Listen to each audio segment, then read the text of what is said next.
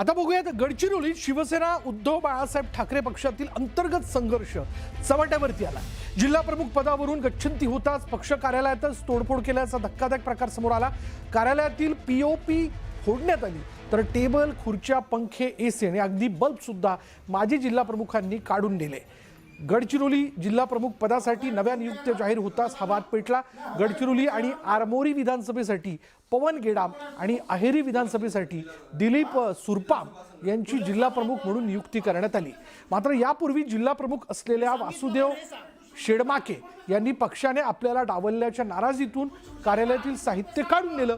एकीकडे नव्या नियुक्त्यांमुळे संघटनात्मक बदल करण्यात आले तर दुसरीकडे पक्ष कार्यालयातील तोडफोडीमुळे शिवसेना उभाटा गटातील अंतर्गत धुसफूस पुन्हा एकदा चव्हाट्यावरती आली आहे। आता या प्रकरणावर पक्ष नेतृत्व काय भूमिका घेणार आणि संबंधितांवर कारवाई होणार का याकडे सर्वांचं लक्ष लागलंय।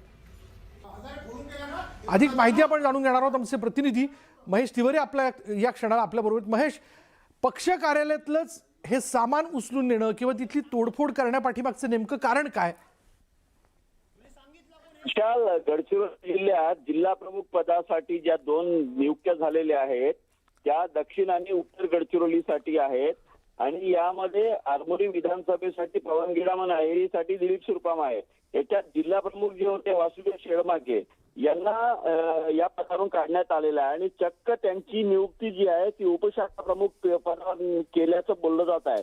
संतप्त झालेले वासुदेव शेडमाके यांनी जे आहेत पक्ष कार्यालयात जाऊन तिथून आपले सगळे साहित्य काढून नेले। त्या ठिकाणी तोडफोड सुद्धा झालेली आहे। टेबल, खुर्च्या, पंखे, सगळे जिल्हा प्रमुखांनी नेलेला आहे आणि एकूणच हा जो वाद आहे आता पदावरून झालेला आहे, त्यामुळे पदाच्या नियुक्तीमध्ये यांना डावलण्यात आले असा त्यांचा आरोप आहे। नेमकं आता याच्यात काय होईल हे पाहावं लागेल। मात्र हा प्रकार पहिल्यांदाच घडलेला आहे की पद गेला आणि त्यानंतर कार्यालयातील सगळं साहित्य पाठोमाग नेण्यात आलेलं आहे। त्यामुळे एकूणच या भागात या ठिकाणी असलेली खटबाजी जी आहे ती परत एकदा उघड झाल्याची त्यांनी व्यक्त करण्यासाठी ही सगळं साहित्य नेलं असं बोललं जात आहे आणि याचे आता नेमकं काय पडसाद पक्षामध्ये उमटणार ते बघावं लागेल आणि काही कारवाई त्यांच्यावरती केली जाते का याकडे देखील आता सगळ्यांचं लक्ष आहे। धन्यवाद महेश या सगळ्या तपशिलाबद्दल। आज दिनांक 13 तारखेला आदित्य साहेबांचा वाढदिवस असल्यामुळे मी महिला सामान्य रुग्णालयामध्ये 8 दिवसानिमित्त कार्यक्रम करण्याचा आयोजित केला होता। त्या कार्यक्रम चालू असताना ऑफिसमध्ये माजी जिल्हा प्रमुख तसेच त्यांचे सहकारी येऊन पूर्ण बोर्ड आणि पीओपी फोडून होती। त्यानंतर मी सध्या आल्याबरोबर त्यांना म्हटलं की तुम्ही पीओपी इथे फोडू नका, तुमचं काय आहे तर तुम्ही बाहेर निघा।